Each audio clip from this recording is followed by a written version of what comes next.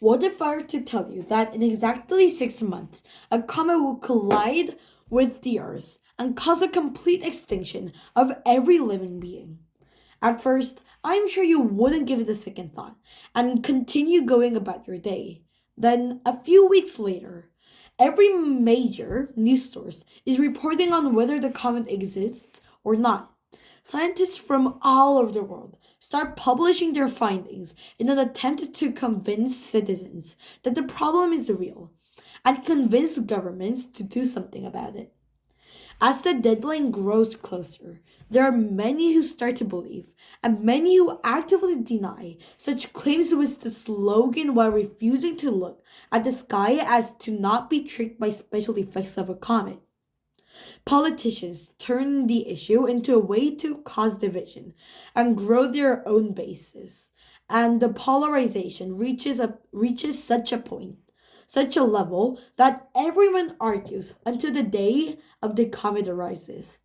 Eventually, the comet is in sight, and everyone looks up, only to realize the time they wasted arguing sealed their doom. This is the plot of the satirical film Don't Look Up, which acts as an allegory to the way society approaches climate change. Rather than working for ways to stop it, governments and communities waste time arguing about whether it actually exists and what the best course of action is.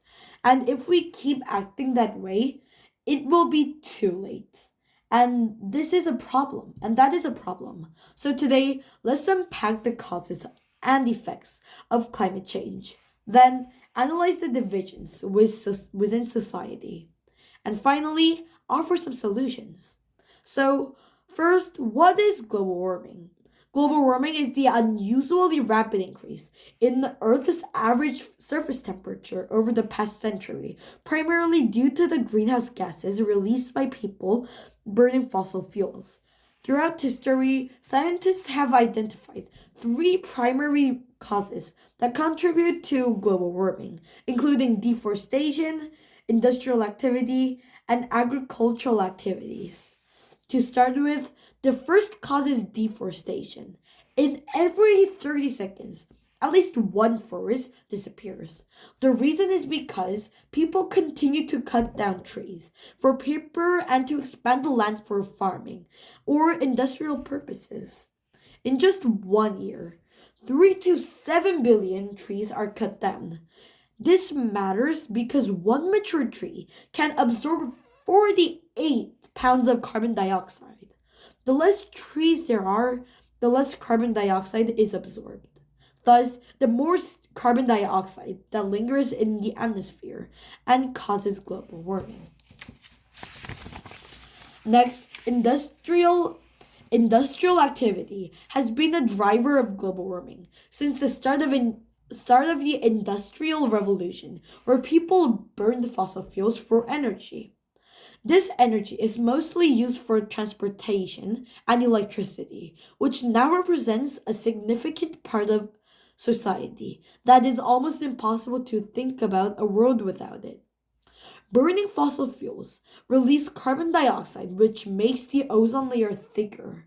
Then sunlight that enters the layer cannot go out. As a result, the carbon dioxide works like a banner, which higher the temperature. Last but not least, agricultural activities are the main contributor of global warming. When farming used fertilizers release biomass. Also, the digestive systems of livestock raised for meat production, as well as the decomposition of waste in landfills and the burning of biomass. More than that, livestock releases gases that are harmful as deforestation. Then, what are the effects? According to Aconia, if only 2 Celsius rises, 410 million will not have access to water due to droughts. 46 centimeters of sea level will rise. 8% of animals, 18% of plants, and 99% of coral reefs will die out. 30% of ecosystems will disappear, and lastly 37% of people will be exposed into extreme heat. And that is not all. According to NASA, sea level will rise, hurricane will become stronger and more intense, more droughts and more heat waves, more wildfires, and change in precipitation patterns. The intent the intensity of North Atlantic hurricanes, as well as the frequency of the strongest hurricanes, have all increased since the early 1980s. Despite these physical effects, some people think that global warming is not a real or big problem because it doesn't immediately affect them or because they have developed apathy. But we should take it seriously, rather thinking global warming will happen after a few centuries. We don't have to worry. According to Stephen Hawking, global warming is a problem at its tipping point. Be- in between 2027 and 2042, global warming has a high chance of being irreversible if we do not make progress in delaying global warming. So, why can't we? Global warming is a great and serious problem, like I told you before.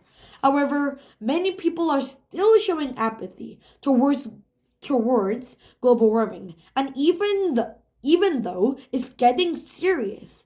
One of these people may be one of you. When was the last time when you trashed on the floor? A few weeks ago, or even worse, it might be a few days ago. But now it's truly a problem to not ignore. It's a problem to it's truly not a problem to ignore anymore. Now let's take a closer look at the solutions of global warming. According to lemonade.com, there are mainly three ways we can stop global warming.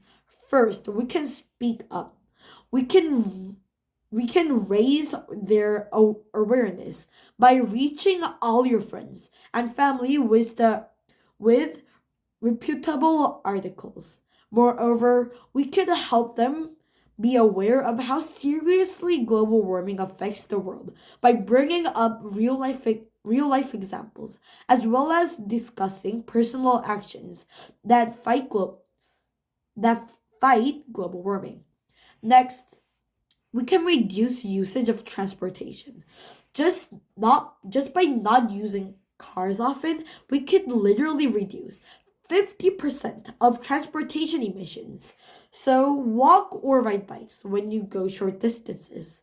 Also, you can ride public transportation because it releases the same amount of gas but can transport far more people, which can be efficient. Lastly, avoid products with a lot of packaging. By only reducing 10% of your packaging garbage, you can save 1,200 pounds of carbon dioxide, which is a great amount. This is the most efficient way to reduce carbon dioxide. These small actions can save the planet and change the future. Before acting, think about the inevitable consequences due to the minor actions. So, if you find a bottle or a can, you can throw it in the trash can. Thank you.